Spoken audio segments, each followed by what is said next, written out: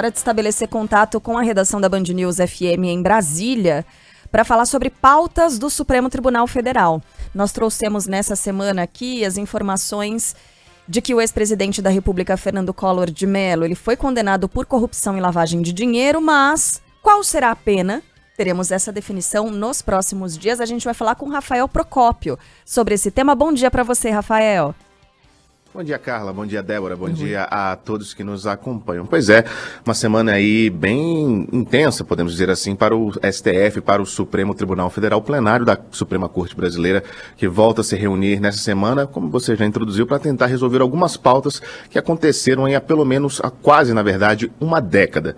Vamos começar aí que na próxima quarta-feira os ministros devem terminar o julgamento justamente da ação que já determinou a condenação do ex-senador e ex-presidente Fernando Collor de Mello. A maioria pela condenação aconteceu nessa última quinta-feira por 8 votos favoráveis contra 2. Os crimes que o colegiado já entendeu terem sido cometidos aconteceram entre 2010 e 2014. E não só Collor, como outras 2 pessoas que trabalharam com eles também estão condenadas. Os delitos que já foram definidos pela Suprema Corte são lavagem de dinheiro e corrupção passiva. O relator do processo, o ministro Edson Fachin, tinha colocado originalmente esses 2 crimes e também organização criminosa. Mas esse ponto foi divergente para 4 ministros, que entenderam que, na verdade, foi praticada associação criminosa. São nomes similares, mas as penas são diferentes.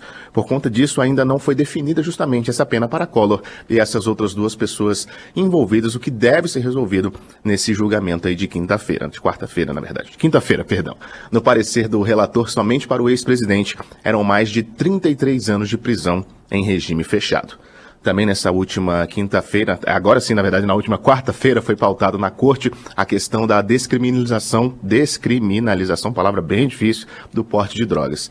O assunto começou a ser discutido lá em 2015 e foi interrompido após um pedido de vista, que é mais tempo para analisar o caso, feito pelo ministro Teori Zavascki. O assunto ele foi liberado para retornar à pauta em 2018 pelo ministro Alexandre de Moraes, que justamente substituiu Teori, que faleceu em um acidente aéreo em 2017. Esse tema tem repercussão geral reconhecida, ou seja, o entendimento que o Supremo Tribunal Federal tiver desse caso vai nortear outros casos em todas as outras cortes no Brasil.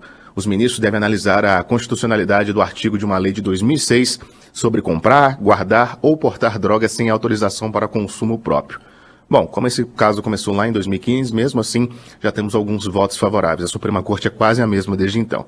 São 2 votos, na verdade, um voto do ministro Gilmar Mendes para descriminalizar qualquer tipo de droga e 2 votos favoráveis dos ministros Luiz Roberto Barroso e Edson Fachin, nesse caso específico, apenas para a questão da maconha. Lembrando, como eu disse, esse caso das drogas voltou à pauta na última quarta-feira e ele era o 3º item da pauta. E ele não foi analisado na quarta-feira justamente porque nesse dia começou a questão da análise do ex-presidente Fernando Collor de Mello, que tomou todos os trabalhos da Suprema Corte, tanto na quarta como na quinta-feira. A gente deve ter uma situação parecida durante essa semana. A gente sabe que esses casos que são analisados pelo Supremo Tribunal, temos os votos de todos os ministros, que são bem longos, temos essa questão da pena aí de Fernando Collor, ou seja, a gente deve ter também mais um atraso nessa questão, mas o fato é que esses 2 itens vão voltar à pauta do STF nessa semana, pessoal. Pois é, o Rodrigo Aidar, o nosso colunista aqui de Poder Judiciário, né, costuma trazer pra gente todas as explicações, mastigar essas pautas,